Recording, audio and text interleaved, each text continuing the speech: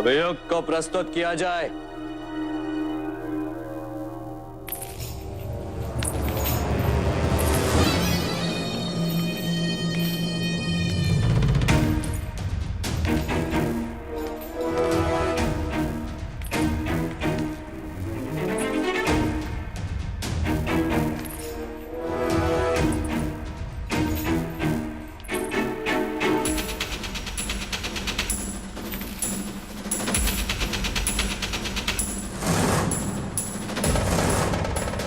रानी धर्मा, रानियों का स्थान यहाँ है।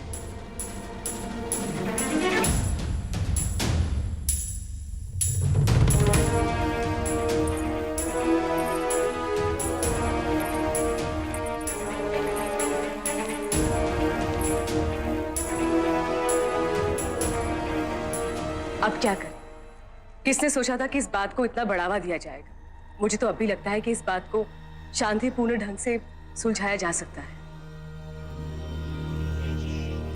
आज सर भी मरेगा और लाठी भी नहीं टूटेगी। ऐसा कड़ा दंड दूंगा इसे महामात्य, इसे स्मरण रहेगा कि इसकी और मेरे बीच में दूरियां क्या है और क्यों है। पर दंड का निर्णय आप अकेले नहीं ले सकते। क्या कहना चाहते हो? मैं प्रभारी राजा हूं, मुझे दंड देने का अधिकार है? नहीं, इस सभा में 2 न्याय सभ्य भी उपस्थित होंगे। किसने बुलाया उन्हें? नियम के अनुसार जब अपराध राजा से संबद्ध हो तो सुनवाई अथवा दंड निर्णय के लिए न्याय सभ्यों का उपस्थित होना आवश्यक है। और आप निश्चिंत रहिए, जो भी दंड निर्धारित होगा उसमें आपकी सहमति अनिवार्य होगी। किंतु मैं उन्हें कैसे?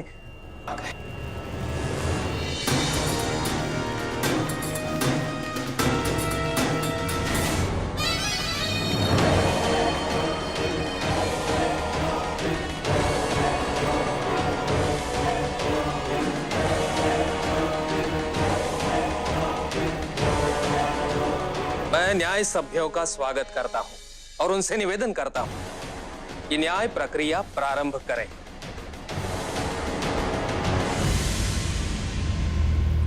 ईश्वर को साक्षी मानकर हम समस्त सभा के समक्ष ये प्रण लेते हैं कि हम बिना किसी पक्षपात के न्याय करेंगे।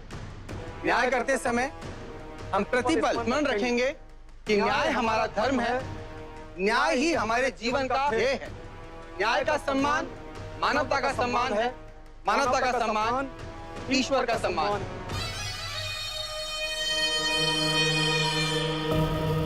बहुत ही दुर्भाग्यपूर्ण स्थिति है।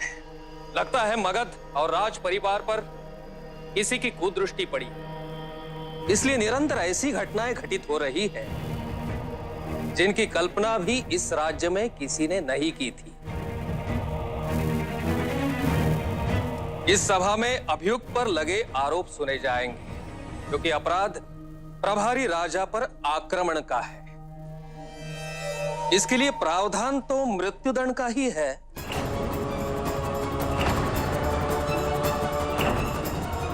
पर मैं न्याय सभ्यों से प्रार्थना करूंगा कि कोई दंड निर्धारित करने से पूर्व कृपया अभियुक्त पर लगे सारे आरोपों को सुन ले। अवश्य, आरोप ही नहीं, घटना की परिस्थिति को भी ध्यान में रखना आवश्यक है, ताकि अभियुक्त के अपराधी या निर्दोष होने का निर्णय लिया जा सके। ये सत्यवादियों को कहां से पकड़ के लाएं? घटना की परिस्थिति सुनने बैठे तो अशोक को बचाव का अवसर मिल जाएगा। मुझे कुछ करना होगा।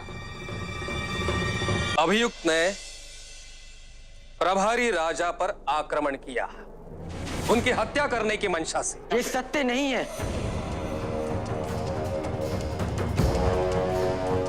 आक्रमण किया, ये सत्य नहीं। वो सत्य है, पर मेरी मंशा हत्या करने की नहीं थी। तो क्या मंशा थी तुम्हारी? मेरी माँ को अपमानित किया जा रहा था और उसके विरोध में मैंने। अशोक सत्य कह रहा है।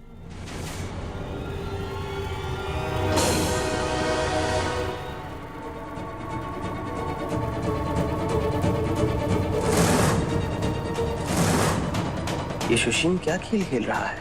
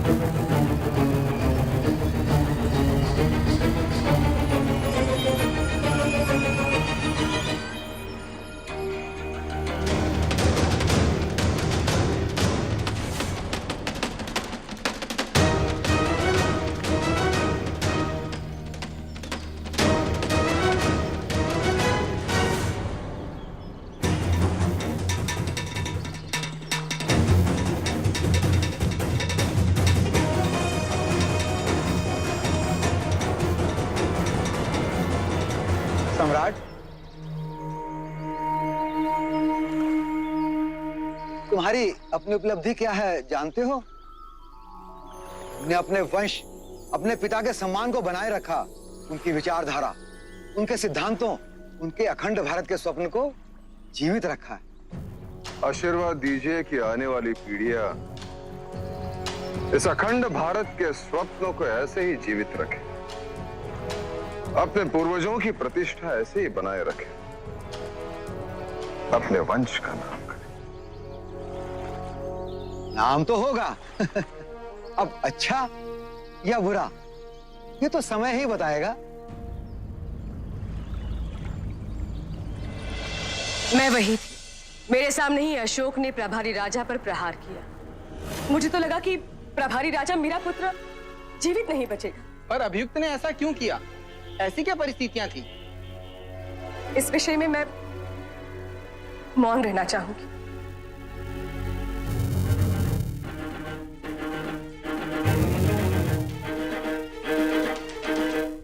केवल इतना कहना चाहती कि प्रभारी राजा ने अपने अपने विचार रखे थे, जैसे एक भाई दूसरे भाई के समक्ष अपने विचार रखने का अधिकार रखता है, जैसे एक राजा अपने परिवार के एक सदस्य के सामने अपने विचार रखने का अधिकार रखता है। हाँ, कुछ बातें ऐसी थी जो अशोक को अपनी मां के लिए अपमानजनक लगी, किंतु इसका अर्थ ये तो नहीं कि व्यक्ति अपने शिष्टाचार, अपनी मर्यादा को भूलकर, न्याय व्यवस्था की उपेक्षा कर किसी के प्राण लेने पर आतुर हो जाए। अच्छा हुआ कि सैनिक आ गए, वरना आज मगध को दुखद स्थिति का सामना करना पड़ता। कहीं इस क्रोध, इस आक्रमण में प्रतिशोध की भावना तो नहीं थी, क्योंकि सुशीम ज्ञान प्रतियोगिता में विजयी होकर प्रभारी राजा बन गया था। राजकुमार जस्टिन ने जो किया, उसके पश्चात तो कुछ भी असंभव नहीं लगता। महारानी चारुमित्रा और मैंने 4 सैनिकों समेत अपने साक्ष्य दे दिए, जो अपराध की प्रामाणिकता हेतु पर्याप्त है। परंतु महामत, अभियुक्त को अपना पक्ष रखने का अवसर देना चाहिए, तभी तो न्याय निष्पक्ष हो सकता है। राजा पर प्रहार करना, उनकी हत्या का प्रयास करना, यह अपराध ऐसा है कि अभियुक्त अपने सारे अधिकार खो देता है।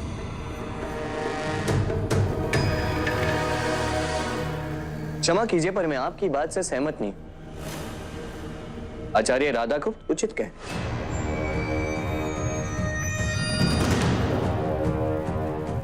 अभियुक्त को भी अपना पक्ष रखने का अवसर मिलना चाहिए। हाँ, मैं ये मानता हूं कि हमारी न्याय संहिता हमें यह अनुमति नहीं देती कि अभियुक्त स्वयं का पक्ष रख सके, पर हमारी न्याय संहिता यह भी तो नहीं कहती कि अभियुक्त का पक्ष कोई और नहीं रख सकता। और मैं भली भांति जानता हूं कि मेरे भाई के पक्ष में कौन बोल सकता है।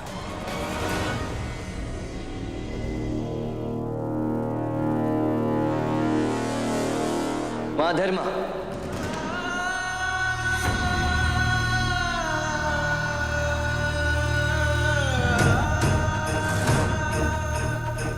रानी धर्मा, आप सभा से कुछ कहना चाहती हैं अशोक के पक्ष में कि उसने ऐसा क्यों किया?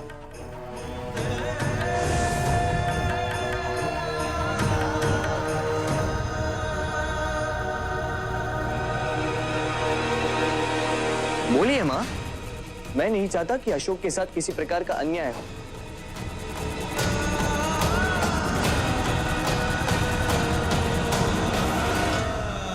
सत्य तो ये है कि मैं ठीक से कुछ नहीं देख पाई। मैं सबसे पीछे थी और अचानक तुम सदैव दासी बनकर रही हो, इसलिए तुम्हें पीछे रहने की आदत बन गई है। किंतु तुम मेरे साथ ही तो थी, तुमने वही देखा था जो मैंने कहा था, और जो मैंने सुना वो तुमने भी सुना था। भरी सभा में ये मेरी मां का अपमान करेंगे, इसलिए इसे रोकने का एक ही उपाय है। मैं स्वीकार करता हूं, ये अपराध मैंने ही किया है।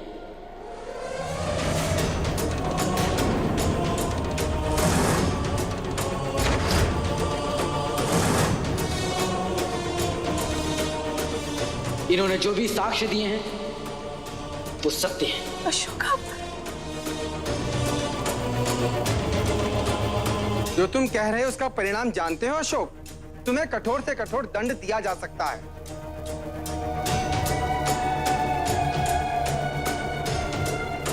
उचित है। कोई इच्छा है तुम्हारी? नहीं नहीं, कोई कठोर दंड मत दीजिए। ये मेरी भी विनती है कि मेरे भाई अशोक को कड़ा दंड ना दिया जाए। मैं आशा करता हूं कि प्रभारी राजा की प्रार्थना आप स्वीकार करें। इस बार उनसे भूल हुई, वो इसके पश्चात ऐसा नहीं करें। सीखो अशोक, सीखो। अपने भ्राता से विनम्रता सीखो। प्रभारी राजा होने पर भी अहंकार से प्रभावित नहीं, यही इनकी महानता है। और ऐसा ही व्यक्ति भविष्य में मगध के सम्राट बनने योग्य है। जो अपराध तुमने किया है, उस अपराध में तुम्हें या तो मृत्युदंड दिया जा सकता है या देश निकाला, दोनों का प्रावधान है।